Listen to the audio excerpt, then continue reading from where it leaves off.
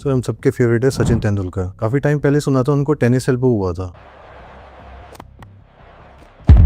Get the physio out here now.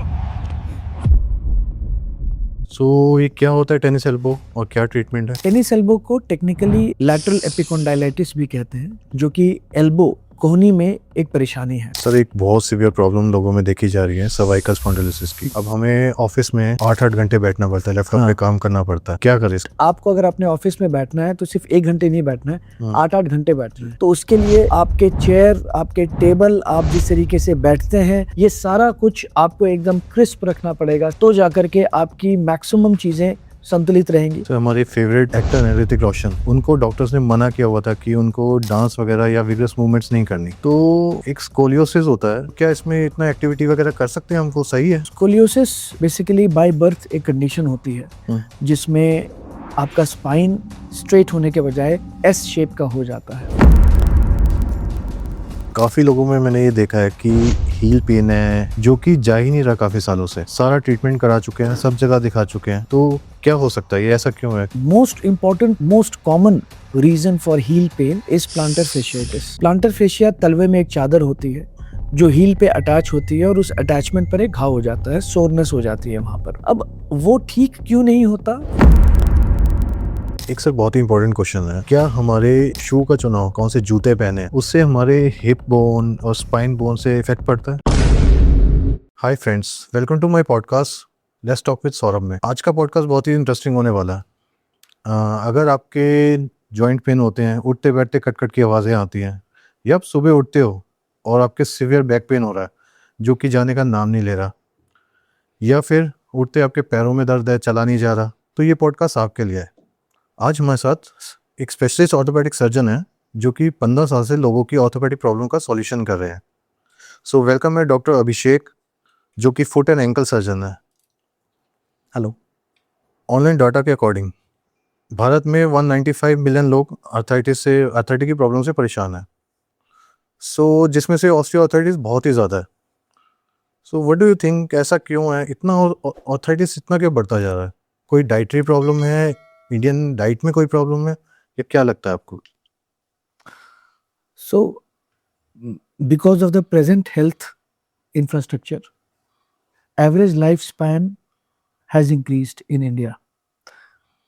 1980-1970 के दशक में लोग एक आयु पा करके उनका देहांत हो जाता था और बहुत सारी बीमारियों का इलाज नहीं था। किसी को टीबी हो जाए तो वो बच नहीं पाता था। आज with the progress in the health infrastructure, लोग ज़्यादा दिन तक जिंदा रहते हैं।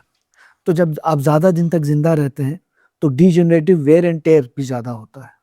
तो उस हिसाब से जो जॉइंट्स का बुढ़ापा है वो भी आता है। इसलिए आर्थराइटिस, स्पेशली ऑस्टियोआर्थराइटिस की शिकायतें बहुत ज़्यादा प्रिवलेंट है। एक और कारण है कि बदलते वक्त के साथ हमारी लाइफस्टाइल उतनी अच्छी नहीं रह गई है। जंक फूड और बाकी जो सेडेंटरी हैबिट्स हैं वो उन्होंने हमारे घर को घर कर लिया है। तो ये भी कारण है कि वजन बढ़ता है और उस सारा का असर जॉइंट पर होता है। तीसरा एक ग्रुप है आर्थराइटिस का जो कि डीजेनरेटिव नहीं है लेकिन इन्फ्लेमेटरी है, रूमेटॉइड आर्थराइटिस, सेरोनेगेटिव आर्थराइटिस। इन सब के कारण भी जॉइंट में पेन रहते हैं और एक लेमैन के लिए ये सारे आर्थराइटिस एक जैसे ही हैं। तो हम ये कह सकते हैं कि पिछले 3 दशक में जो एवरेज आर्थराइटिस का प्रिवलेंस है वो पहले से ज़्यादा बढ़ गई है। यस। तो ऐसा हम क्या करें कि हम इससे बच सके या इसको जितना हो सके प्रिवेंट कर सकें? आर्थराइटिस को प्रिवेंट करने के लिए तो ये सबको पता होगा कि घुटने का आर्थराइटिस बहुत ज़्यादा कॉमन है। तो उसके लिए एक अच्छी लाइफस्टाइल, अपने मांसपेशियों का ख्याल रखना, एक रेगुलर एक्सरसाइज करना, वजन न बढ़ने देना, स्मोकिंग, अल्कोहल, इन सब की आदतों से दूर रहना और active fit lifestyle is the key to maintain your joints as good as possible, as long as possible. आजकल काफ़ी लोग टोटल नी रिप्लेसमेंट करा रहे हैं ऑस्टियोआर्थराइटिस के केसेस में। कईयों का पार्शियल नी रिप्लेसमेंट होता है, तो क्या वो सही है? अब अगर किसी को समस्या है तो उसका समाधान भी चाहिए। हाँ। नी आर्थराइटिस एक स्पेक्ट्रम ऑफ प्रॉब्लम है जो शुरुआत होती है जरा सा घुटने के दर्द से, जो वहां तक जाती है कि आप एक कदम भी नहीं चल पा रहे हो, जो इतना ज्यादा परेशान है कि वो एक कदम भी नहीं चल पा रहा है, उसके लिए तो टोटल नी रिप्लेसमेंट या पार्शियल नी रिप्लेसमेंट एक वरदान की तरह है और उसे ये कराना ही चाहिए, कराना ही पड़ेगा, बिकॉज उसके बाद आपकी लाइफस्टाइल काफी अच्छी हो जाती है। Not all cases of knee osteoarthritis requires total knee replacement. बहुतों का समाधान एक्सरसाइज और कुछ दवाइयों में भी है, तो ये डिपेंड करता है कि आप किस स्टेज पर हैं। अगर आप एकदम एडवांस स्टेज पर हैं तो total knee replacement perhaps is the only answer left. लेकिन यस, चूंकि अच्छा पहले क्या होता था कि इतने सारे डॉक्टर भी नहीं थे, लोगों में अवेयरनेस भी नहीं थी, लेकिन पिछले 3 दशकों में अवेयरनेस भी आई है, लोग बहुत ज़्यादा आ गए हैं ऑर्थोपेडिक फील्ड में, जो जॉइंट आर्थोप्लास्टी सर्जन है। तो यस, ये इससे बहुत सारे लोगों को अच्छी क्वालिटी ऑफ लाइफ तो दी है, लेकिन पेशेंट का चयन और डॉक्टर का चयन दोनों इम्पोर्टेंट है। सर हम सबके फेवरेट है सचिन तेंदुलकर। काफ़ी टाइम पहले सुना था उनको टेनिस एल्बो हुआ था। सो ये क्या होता है टेनिस एल्बो और क्या ट्रीटमेंट है? टेनिस एल्बो को टेक्निकली लैटरल एपिकोंडाइलाइटिस भी कहते हैं, जो कि एल्बो कोहनी में एक परेशानी है। उसमें कोहनी के बाहरी हिस्से में एक ग्रुप ऑफ मसल है जो हमारे आर्म के हड्डी में जाके अटैच होते हैं। उस अटैचमेंट पर एक सोरनेस, एक घाव हो जाती है। ज़रूरी नहीं है कि जैसे टेनिस एल्बो हो वो टेनिस ही खेलता हो, ये एक डीजनरेटिव कंडीशन है जो काफ़ी पेनफुल है। तो अगर किसी को टेनिस एल्बो डायग्नोज हुआ है तो उससे फिजियोथेरेपी, रिहैबिलिटेशन, कुछ दवाइयाँ और अपने उस आर्म को, उस अगर राइट साइड है तो राइट साइड को, लेफ्ट साइड है तो लेफ्ट साइड को पूरा आराम देना पड़ेगा और ये ठीक हो जाता है। तो ये कोई बहुत बड़ी चीज़ नहीं है, लेकिन टेनिस एल्बो प्रॉपर डिसिप्लिन और रिहैब से ही ठीक होता है। सर हमारे फेवरेट एक्टर हैं ऋतिक रोशन। तो उनका मैंने पढ़ा था कि उनको डॉक्टर्स ने मना किया हुआ था कि उनको डांस वगैरह या विगरस मूवमेंट्स नहीं करनी। तो एक स्कोलियोसिस होता है, तो ये इसमें क्या करना चाहिए और क्या इसमें इतना एक्टिविटी वगैरह कर सकते हैं हमको, सही है करना? स्कोलियोसिस बेसिकली बाय बर्थ एक कंडीशन होती है जिसमें आपका स्पाइन स्ट्रेट होने के बजाय एस शेप का हो जाता है। इसके बड़े सारे वेरिएंट होते हैं, इसके कुछ रिस्ट्रिक्शंस होते हैं जो आपको जनरल लाइफ में पता नहीं लगता, इसके कुछ रिस्ट्रिक्शन होते हैं जो आप बहुत सारा काम नहीं कर सकते और आपका जो लुक है वो भी खराब हो जाता है। हर पेशेंट अलग होता है, हर पेशेंट के लिए जो एडवाइजर्स हैं जो उसके फिजिशियन या सर्जन देते हैं वो अलग होते हैं। सो what should be done in scoliosis, what should not be done in scoliosis, it is a very subjective issue and the advisors by and large changes with the patient. So किसी को भी अगर scoliosis है तो वो अपने spine surgeon से सलाह ले कि उनके लिए क्या बेस्ट है और अकॉर्डिंगली उसको फॉलो करें। मतलब पेशेंट टू पेशेंट डिपेंड करता है कि उसमें क्या लाइन ऑफ ट्रीटमेंट होगा। एब्सोल्युटली। तो स्पाइन का ही एक हमने सुना है बेम्बू स्पाइन, कि बांस की तरह स्पाइन हो जाती है जो कि फ्यूज हो जाती है। हाँ। तो वो क्या चीज़ है, किस वजह से होती है? एक कंडीशन होती है सेरोनेगेटिव आर्थराइटिस, जिसमें हम कहते हैं कि एंकाइलोजिंग स्पॉन्डाइलाइटिस हो जाता है। एंकाइलोस का मतलब है फ्यूजन, जुड़ाव। स्पॉन्डाइलाइटिस का मतलब है स्पाइन का इन्फ्लेमेशन। तो एंकाइलोजिंग स्पॉन्डाइलाइटिस में स्पाइन के सारे लिगामेंट में कैल्शियम भर जाता है और सारे लिगामेंट फ्यूज कर जाते हैं और हड्डी भी फ्यूज कर जाते हैं, वर्टेब्रल कॉलम, जिससे आपका लचीलापन चला जाता है और सांस लेने पर छाती भी नहीं फूलती। और एक स्टेज के बाद जब आप स्पाइन का एक्सरे लेते हो तो वो बैम्बू की तरह दिखता है and that is why it is called bamboo spine. इसका बेस्ट और सबसे नेचुरल उपाय यही है कि आप जितना ज़्यादा खेल कूद कर सकें उतना ज़्यादा करें। तो हम अपने क्लिनिकल प्रैक्टिस में बोलते हैं कि playing badminton and doing swimming are the best remedy for stiffness in ankylosing spondylitis. तो देखिए, दोनों में आपके शरीर को बहुत थकना पड़ता है, बहुत ज़्यादा एक्टिविटी चाहिए। स्विमिंग तो सारे आपके मसल्स और जॉइंट्स, लिगामेंट सबको हिला के रख देता है। So this is a very natural form of treatment for ankylosing spondylitis और अदरवाइज कॉल्ड बैम्बू स्पाइन। तो मतलब मूवमेंट करते रहना ही उसका treatment? Yes, movement is the answer. दवाइयाँ भी होती हैं और रूमेटोलॉजिस्ट इसका एक सही दवाई भी देते हैं. इसकी सर्जरी भी होती है in very advance condition. But to start with, movement is life. Sir काफ़ी सारे सेलिब्रिटीज जैसे अपने शाहरुख खान जी हैं, सनी देओल हैं, स्पाइन सर्जरीज करा चुके हैं. अब डिस्क प्रॉब्लम का सुना है काफ़ी कॉमन हो गई है, काफ़ी लोगों को होती जा रही है. और स्लिप डिस्क हो गया, डिस्क प्रॉब्लम हो गया, बहुत सुनने में आ रहा है. तो किस वजह से होता है एंड क्या ट्रीटमेंट हो सकता है इसका best? So low backache is one of the most common problem for any population. और इसमें डिस्क का प्रोलैप्स होना. डिस्क क्या होता है? दो वर्टिब्रल कॉलम के बीच की सॉफ्ट टिश्यू जेल, उसका प्रोलैप्स होना या उसका निकल जाना is a very common reason for low back ache. और ये पेन जो है पहले लो बैक में होता है और फिर ये नीचे जांघों से होते हुए नीचे पांव तक जाता है, जिसको रेडिएटिंग पेन कहते हैं. हम मेडिकल लैंग्वेज में इसको रेडिकुलोपैथी भी बोलते हैं. और इससे बचने के लिए सबसे पहले आपको फिट रहना पड़ेगा, अपनी मांसपेशियों को एक्टिव रखना पड़ेगा, एक वेट रिडक्शन करना पड़ेगा, पेट नहीं निकलने देना है, और sudden bending forward, sudden lifting of heavy weight, ये सब अवॉइड करना पड़ेगा. Smoking is a very important factor for discogenic pain, या डिस्क के निकलने के लिए स्मोकिंग का बहुत बड़ा रोल है. तो इन सब चीज़ों से सावधान रहना पड़ेगा और फिटनेस पे अपनी ध्यान देनी पड़ेगी. तो अगर हो जाए किसी को तो ट्रीटमेंट में क्या ऐसा कर सकते हैं कि उसको ट्रीटमेंट मतलब सर्जरी ही उपाय है या कुछ और भी कर सकते नहीं, सर्जरी तो एक डिस्क प्रोलैप्स में सर्जरी शायद 10 to 15% पेशेंट को ही चाहिए.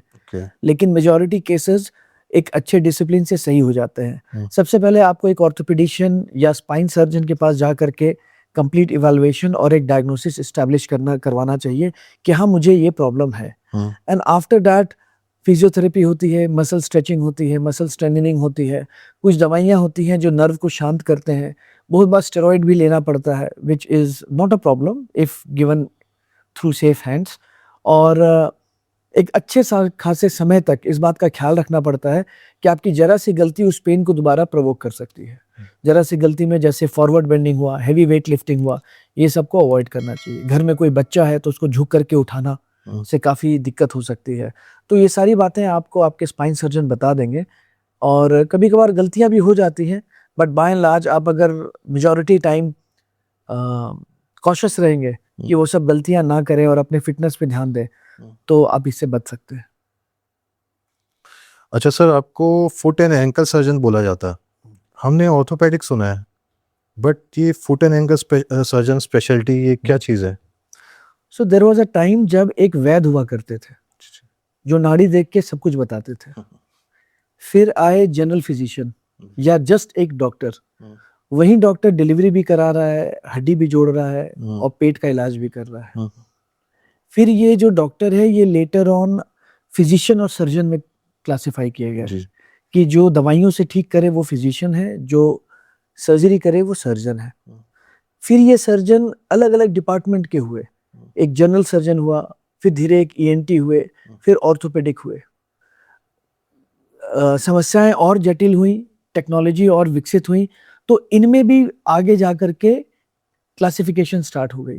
तो आज के डेट में एक orthopaedic surgeon general orthopaedic surgeon भी होता है, एक super specialist foot and ankle surgeon भी होता है, स्पाइन सर्जन भी है, शोल्डर भी है, रिस्ट भी है, स्पोर्ट्स सर्जन है, ट्रॉमा सर्जन है. तो आप देखिए कि with development of science and technology, with awareness of more and more disease, and above all with huge expectation of patient to get back to their activity tomorrow, we need super specialist. Why do we need super specialist? For another reason is, for example, मैं एक foot and ankle surgeon हूँ last 15 years से, तो definitely foot and ankle का काम मैं general surgeon से बेहतर करूँगा. Definitely. एक शोल्डर स्पेशलिस्ट सर्जन एक जनरल सर्जन से, जनरल ऑर्थोपेडिक सर्जन से बेहतर करेगा शोल्डर का काम. लेकिन जनरल ऑर्थोपेडिक सर्जन भी चाहिए बिकॉज वो सारा कुछ करते हैं. हर किसी को हर तबके में एक स्पेशलिस्ट का एक्सेस पॉसिबल नहीं है. आज भी स्पेशलिस्ट या सुपर स्पेशलिस्ट का जो कल्चर है वो मेट्रो सिटीज़ में ज़्यादा है. इन टियर 2 टियर 3 टाउन आज भी आपको जनरल ऑर्थोपेडिक सर्जन ही मिलेंगे. and that is where they play a very important role. At least they identify, they diagnose the problem, and then they can refer to us if they cannot treat them themselves, if they cannot do justice, if it is if it requires too in-depth knowledge.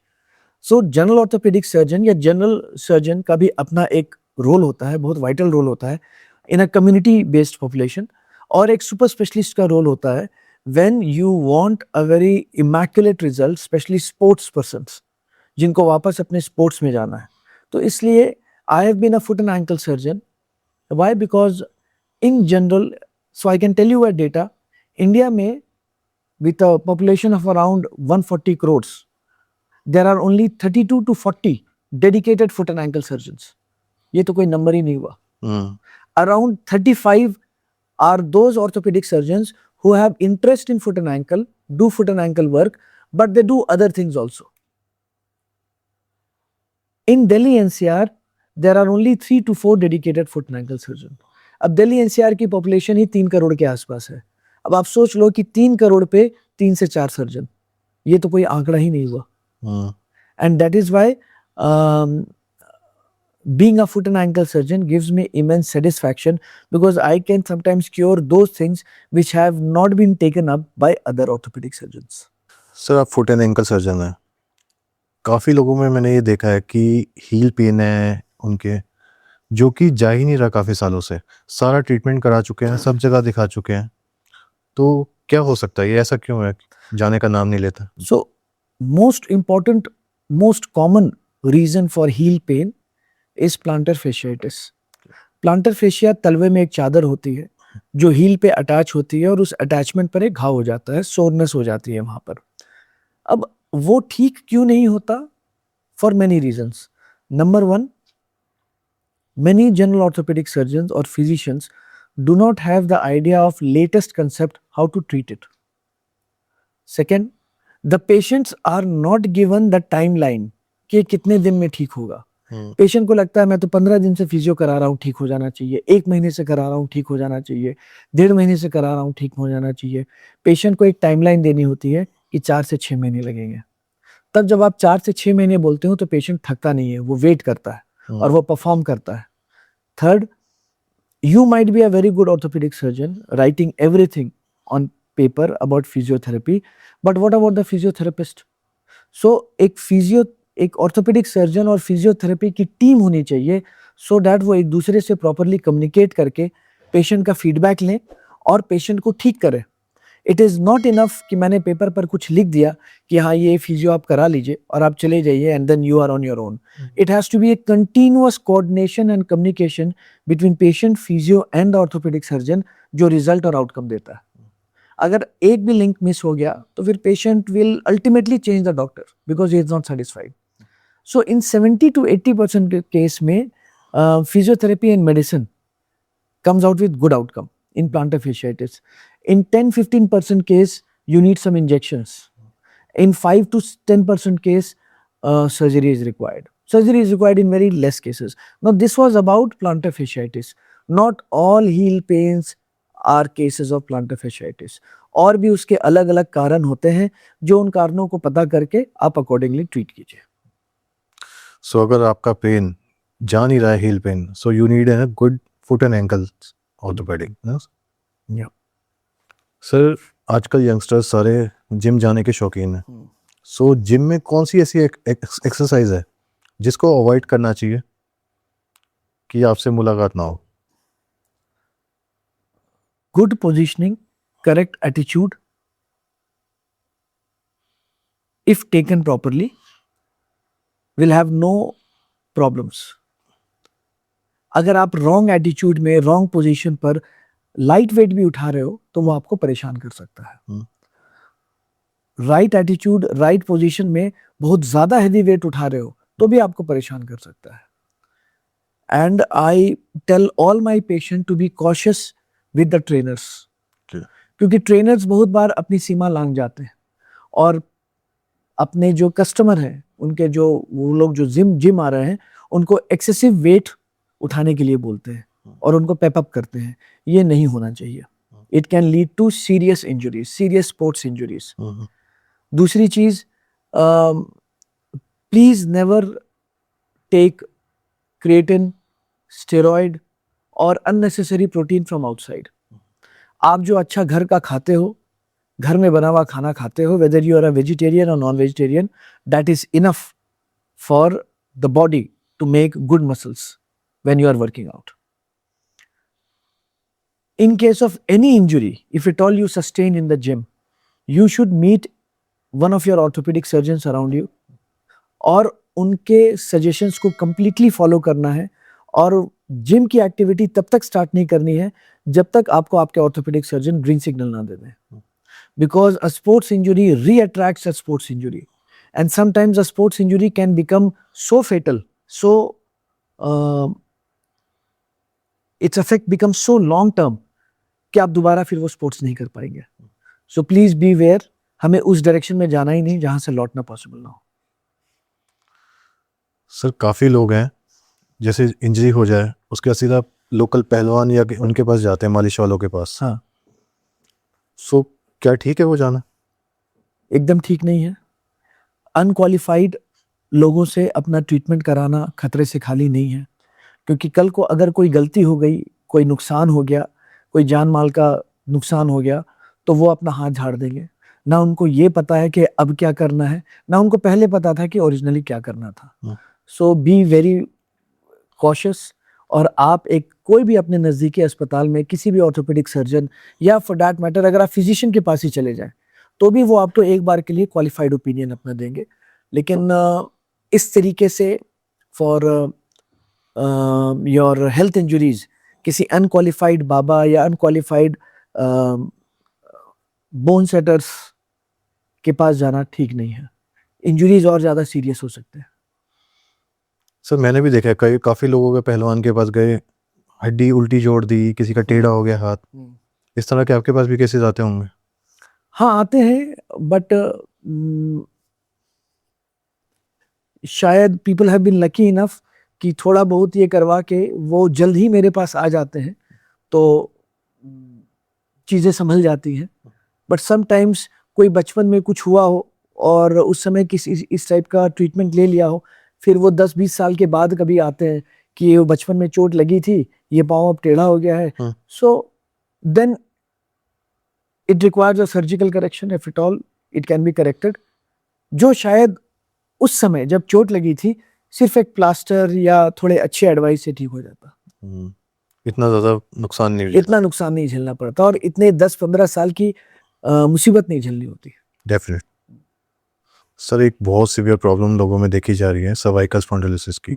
अब हमें office में 8-8 घंटे बैठना पड़ता है, laptop पे काम करना पड़ता है. क्या करें, इसका क्या सॉल्यूशन है? You should be very choosy about your table, about your chair, about how you sit, about how you lean. तो ergonomic discipline, ergonomic stability बड़ी इंपॉर्टेंट है. ergonomic क्या हुआ? The way you sit. आपको अगर अपने ऑफिस में बैठना है तो सिर्फ 1 घंटे नहीं बैठना है, 8-8 घंटे बैठना है.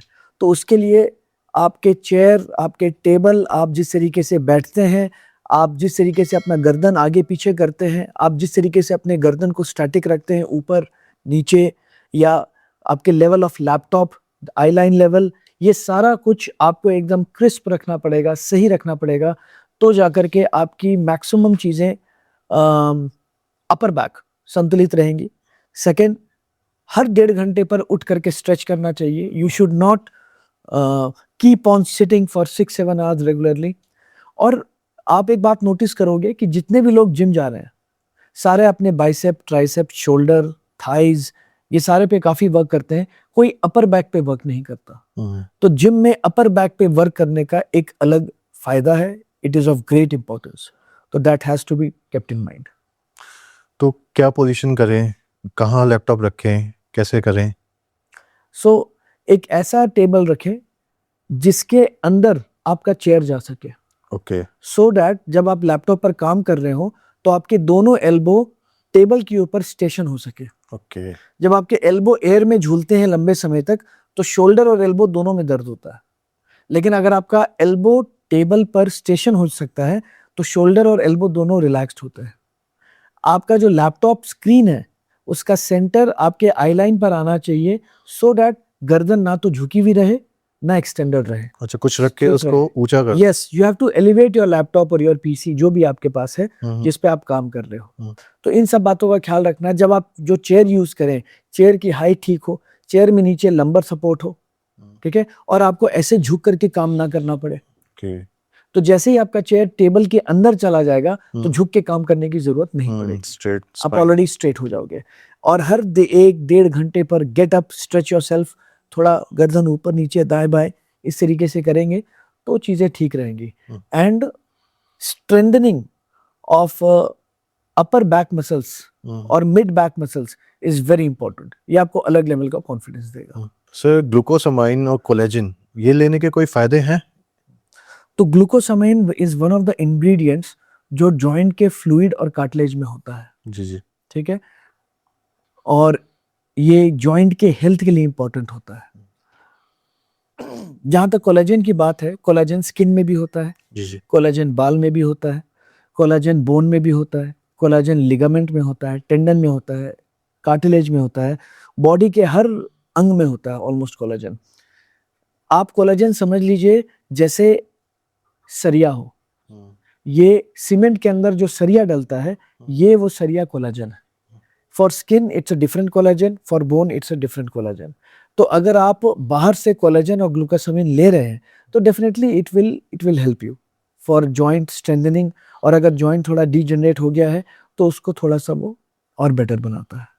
तो क्या कार्टिलेज बन सकती है इससे? कुछ हद तक रिस्टोरेशन होती है, अच्छा। लिटरेचर हैज इट, लेकिन अगर कोई कार्टिलेज एकदम ही खराब हो गई हो तो वो तो वापस रीजनरेट नहीं होगी जब तक कुछ इंटरवेंशन ना की जाए। तो इनिशियल लेवल पे सपोर्ट करता है। ओ यस, हाँ, विथ मसल स्ट्रेंथनिंग एंड ये दवाइयां लेने से आप शुरुआती लक्षण पर काबू पा सकते हैं। अच्छा सर, हमारे मम्मी पापा बचपन से बोलते आए हैं ये उंगलियां मत चटकाया करो, आर्थराइटिस वगैरह हो जाता है, उंगलियां टेढ़ी हो जाती है। क्या ये सही है या ऐसे ही डराते थे? उंगलियां चटकाने से जो आवाज आती है वो बेसिकली जॉइंट के नाइट्रोजन बबल्स हैं। अच्छा। So it has no clinical relevance, इससे कोई नुकसान नहीं है। कोई नुकसान नहीं, नहीं। मिथ है। हाँ। सर, कि कार्बोनेटेड जो सोडा ड्रिंक्स होती हैं क्या इससे भी ऑस्टियोआर्थराइटिस होता है? काफी लोगों में ये है, मिसकंसेप्शन है या रियलिटी है ये? Carbonated soda drinks is not good for health at all. अब कोई चीज जो आपके हेल्थ के लिए सही नहीं है वो हर तरीके से आपको नुकसान पहुंचा सकती है। Okay. ठीक है, तो it definitely does some injury to the bone density. और भी क्या है कार्बोनेटेड एरेटेड ड्रिंक्स में? कुछ भी नहीं है ऐसा जो किसी को आप बोल सकें कि भाई पियो थोड़ा फायदा होगा। ठीक है, एक तरफ नारियल पानी है उसमें फिर भी बहुत कुछ है, ठीक है, सारे मिनरल्स हैं, इट्स नेचुरल, ठीक है, बट कार्बोनेटेड एरेटेड ड्रिंक्स तो एक बहुत ही स्लो पॉइजन की तरह है। सो शरीर में ये जहां भी जाएगा वो नुकसान पहुंचाएगा, इट शुड बी अवॉइडेड। एक सर बहुत ही इंपॉर्टेंट क्वेश्चन है, क्या हमारे शू का चुनाव, कौन से जूते पहने हैं, उससे हमारे हिप बोन और स्पाइन बोन से इफेक्ट पड़ता है? यस, सो जो ह्यूमन फुट है उसके बहुत सारे टाइप और वैरायटी होती है। ठीक है, some foot are neutral, some are pronated मतलब फ्लैट फुट के तरफ, सम आर सुपिनेटेड मतलब हाई आर्च के तरफ, ठीक है, सम फीट आर स्प्लेड मतलब उनकी चौड़ाई बहुत ज्यादा होती है। ठीक है, तो इस तरीके से different kind of people have are suitable for different kind of shoes, right. तो जैसे जिनका फ्लैट फुट होता है या प्रोनेटेड फुट होता है उनको मोशन रिस्ट्रिक्शन शू चाहिए, and I am talking about sport shoes, मैं सारे रनिंग शूज की बात कर रहा हूँ अभी। उन्हें मोशन रिस्ट्रिक्शन शू चाहिए। जो हाई आर्च फुट होते हैं उन्हें कुशन शूज चाहिए। जो स्प्लेड फुट होते हैं, जो बहुत चौड़ाई होते हैं, they have a problem because जितने भी वेस्टर्न कंपनीज हैं, ठीक है, वो जो जूते बनाते हैं वो नैरो फीट के लिए होते हैं as compare to the Indian race. ठीक, तो Indian made companies are far better for a splayed foot. Okay, आप जितने अच्छे ब्रांड में जाएंगे splayed foot with a splayed foot उतना आप निराश होंगे। तो अगर आप इंडियन ब्रांड में जाएंगे तो शायद आप बेटर फील करें। ठीक है, और कुछ फीट होते हैं जो एकदम न्यूट्रल होते हैं, तो उसके लिए न्यूट्रल शूज आप ले सकते हैं। और कभी भी आप कोई भी शू खरीदने जाए, always go in the evening. Shoes should be bought in the evening, क्योंकि इवनिंग में आपका पाँव थोड़ा सा सूजा हुआ होता है और फुट का जो साइज है वो बाय सम मिलीमीटर बढ़ा हुआ होता है। So that is the time when you should buy your shoe. अगर आप सुबह लेंगे तो सुबह जो फुट का साइज होगा वो शाम को आपको तकलीफ दे देगा। सो बाय डिफॉल्ट अगर हम शाम को शूज खरीदें तो that will pay you better.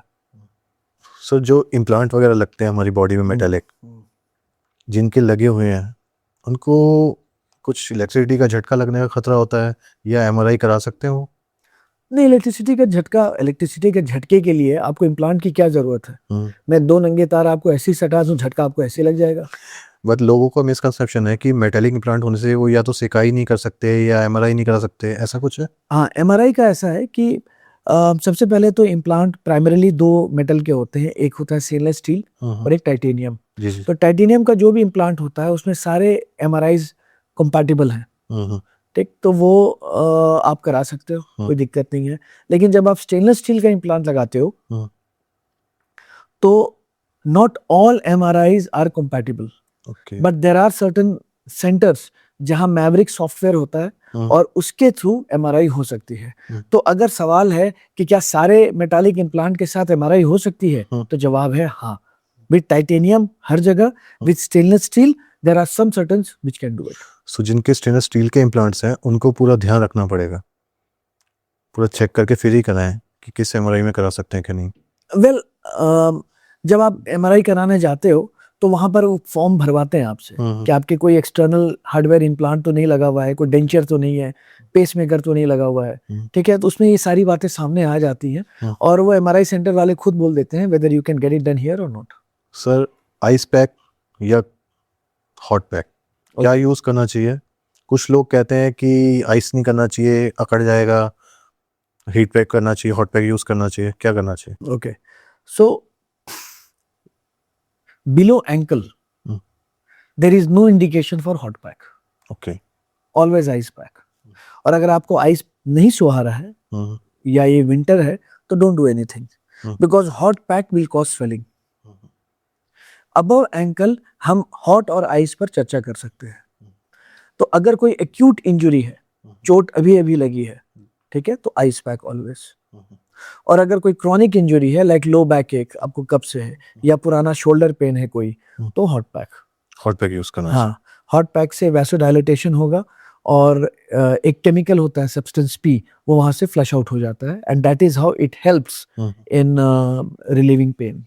और नहीं कोई भी चोट लगे तो उस पे कोल्ड पैक स्ट्रेट अवे। चोट नहीं लगे, चोट लगे तो हाँ, कोई नई चोट लगे हाँ तो कोल्ड पैक। तो कोल्ड पैक। इसीलिए जब मोच आती है तो हम आइस पैक लगाते हैं।